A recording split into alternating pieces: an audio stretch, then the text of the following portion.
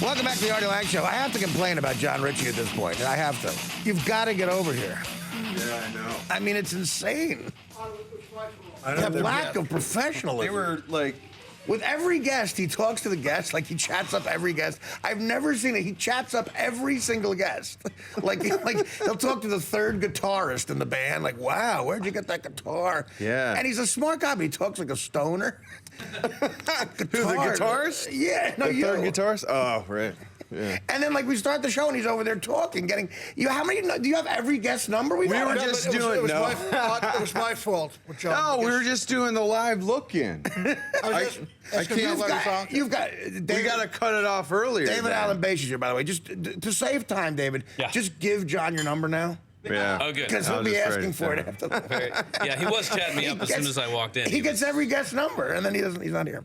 Anyway. Yeah, sorry. What's in the bottle though? How come I got the clear and you Cherry got Coke. This is Cherry Coke. Coke Zero. Now, does that taste any better? Because people are worried about now. It's you with the amazing. show. They're This worried about you with the tastes show. like Cherry Coke. See, to me, you look healthy. I don't know why people are worried about you. Well, You look healthy to me. Not as healthy. Dave's a healthy looking guy. he's, Well, yeah, definitely. Listen, depends on the day. I could be healthier. David Allen Basche, you are currently on a show on TV Land called Yeah. the X's. Yep, 3 ex-husbands living together. Yep. Donald Faison and Wayne Knight. It's one of those. It's like a Coors Light commercial. So only on TV does that exist. Where there's a black guy who's a best friend. That's right. That's right. A big fat white guy, and That's then right. and then you could be and whatever. Then me, I'm the nerdy you could guy. be I'm the Spanish whatever. or- Right. Exactly. I'm the whatever. That's But pretty true. those You know, beer- our director once called me the utility player. He was just not good sports analogy, and he's like, this guy does that, this guy does that. You're the utility. But that's a great compliment as an I actor. took it. I would love it. As an actor, because you can do anything. That's it. I'll take it for You know, 8 years. Sure. Sure. Why not, And but only in beer commercials and sitcoms. There's just one black guy as the best friend. And those beer commercial black guys, I always wonder what their other black friends say. Like, are you at the Jet game with your Coors Light buddies again? What are we supposed to do? like what? You're with those guys again? Those guys seem creepy to me, the Coors Light guys. And you're always with 50 hot blondes, too. How does that happen? Yeah, what's with the white women? Yeah, please. And Faison, he's a funny guy. Very Scrubs, funny right? guy. Yep, very funny guy. Yeah, no, I'm lucky. I mean, I got Donald Faison on one side and Wayne Knight on the other side. I mean, very, very funny guys. And Kristen Johnston from Third Rock from the Sun's Right. on the show. It's a good cast. Kelly Stables she's been on 2.5 Men and a whole bunch of other stuff. So yeah. Now, this must have been an interesting thing as far as researching a role. You played Todd Beamer, the guy on United 93. Yep. Which was the other 9/11 flight who crashed into the field outside of Pittsburgh. Yep, Shanksville. And yeah, right. And he's the guy who was that a Showtime movie or a cable movie or was No, it, that was a theater release? They did a TV movie, I think. But you were in this the was theater? the Universal feature. Yeah, Okay. This was an Oscar-nominated Universal feature. And yeah. he's the guy who famously his wife hears him say over the phone, "Okay, let's roll." Yeah. When you're about to go, one of the most chilling things ever, man. Like I mean, here's a guy that they know they're probably gonna die, and they're trying to save this plane from maybe being flown into the White House or something, killing a bunch of people, and it's just regular guys. And really, every time Neil Young wrote a song about it too, called "Let's Roll." It sends chills up my spine when those guys are like, "We got to do something." Well, yeah, And they commandeered a liquor cart, supposedly, whatever. Yep. They were going to go they're like, look, we're going to try to rush the cockpit. And you hear the guy say, let's roll. And it's chilling. We don't think about it now because this is the world we live in, but really those people on those planes were the first people to ever experience the post 9/11 world. I mean, it happened in an instant, and then they were dealing with terrorism. When we shot the movie, we did the scene sitting in the airport lobby, right? And with the guys that got on the plane with weapons and knives, and we're all going like this and looking at them like, what's wrong with that guy? Unbelievable, yeah. And the director's like, cut.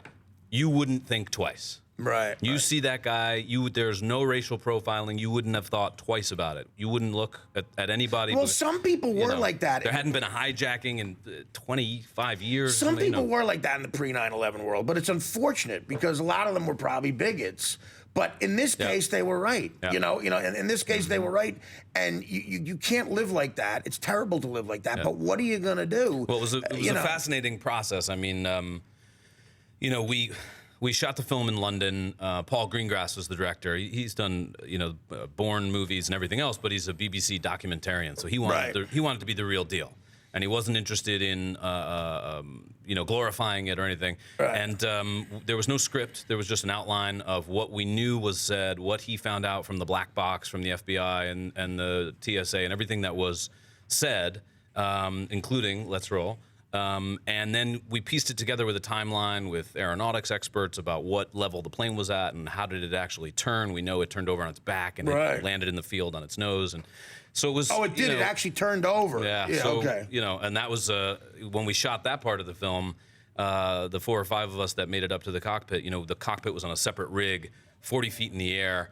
On a gimbal, and it literally the whole cockpit's turned over. So what those guys got, and I can't imagine what I went through as an actor. I was banged up, bruised, terrified. Of course, not even close to what these people really went through. What those guys did in the cockpit, though, was pretty substantial. To get the plane to turn around like that, they were up there fighting their asses off, really, making it difficult for those guys. Now, how much research did you talk to Beamer's wife, and did you? How far did you get into? I actually got to know Todd's parents a little bit. I didn't talk to his wife. She, I think, really kind of needed her privacy and for her kids. There have been a lot of attention, and the Let's Roll was put on the side of every Air Force jet. For years. Listen, man, it's very, very. Again, like it pumps you up, Yeah, and it was a sensitive thing, I had a few questions that I asked, and like what? We imagined that at some point, many of the people on the plane, particularly if we learned that they had any religious background, many of them probably were saying a prayer at some point. Sure, yeah.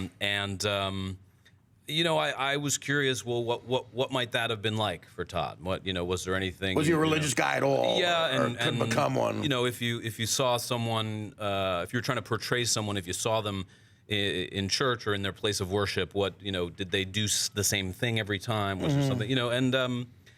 So his folks answered my email with a little piece of information that you for wanted me to keep it authentic, authentic and respectful to him as possible. Yeah. And when the film premiered, we premiered at the Tribeca Film Festival. We were at the Cannes Film Festival, and to hear the audiences sobbing at the end of the movie. I've seen it. It's and to have his parents come up and say, thank you. We think he'd be proud of it. You did a great job. You did a great job. It's hard to do, man. Great director, and the whole cast really gave their all. I lucky to be part of a project like that. I often wonder if it were me, Boschetti, and John now on the plane. I think the last thing my girlfriend or wife or whoever would have heard was, let's nap. Okay, let's nap. I think Richie would have been right there. I think this man, this is the guy I'm voting for, would have been after maybe a sandwich. Yeah, let's roll. I'd have to fuel up first, maybe. But no, but really, if you think about it, like you look around and you go, I do actually think that of John. I think you would be, but you don't know who's got what in them. Like until you're in that situation, never know. You don't know who's going to become a total, just wuss. And back down like in a war, I was just watching Saving Private Ryan. About every 4 months, I have to watch all of Saving Private Ryan. I think it's one of the best movies. I stopped watching the Oscars after Shakespeare in Love beat Saving Private Ryan. Oh yeah, I had to stop watching. Fair enough. Do you remember how? I had to stop. Do you remember how innovative that was when you first saw it? Well, no, just the first 20 minutes. Yeah. Oh, that beach scene. I mean, blew everyone away. We'd never seen anything that graphic. But you see guys on that beach like they're hiding behind the big obstacles they put up on the beach so they couldn't land, and a lot of them are just hiding behind the thing, like calling for their mother. And I don't know. I just really think that would have been me. And other guys are moving forward and might maybe get their legs blown up.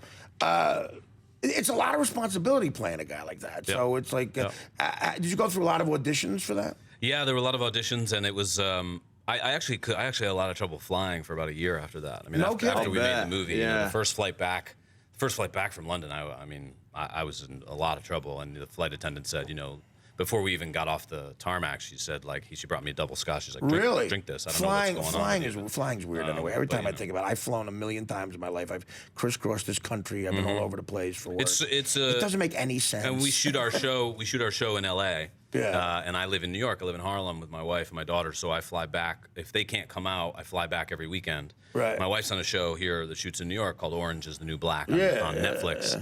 And Netflix is killing it. The House of Cards and all that, and Arrested Development. They've been doing great. So she's working here, and I got to be out there. So I fly a lot. I fly sometimes every weekend. I did 3-4 months in a row. I did it pre 9/11. I was on a sitcom in LA from '99 to '01, the beginning of '01, and I flew back every 3 weeks practically here. Right. Well, And that's it's funny, good about the schedule: 3 weeks on, 1 week off. Yeah. You know, so I flew a lot, but right after 9/11, I don't know if I would have been doing that as much. It's a different time.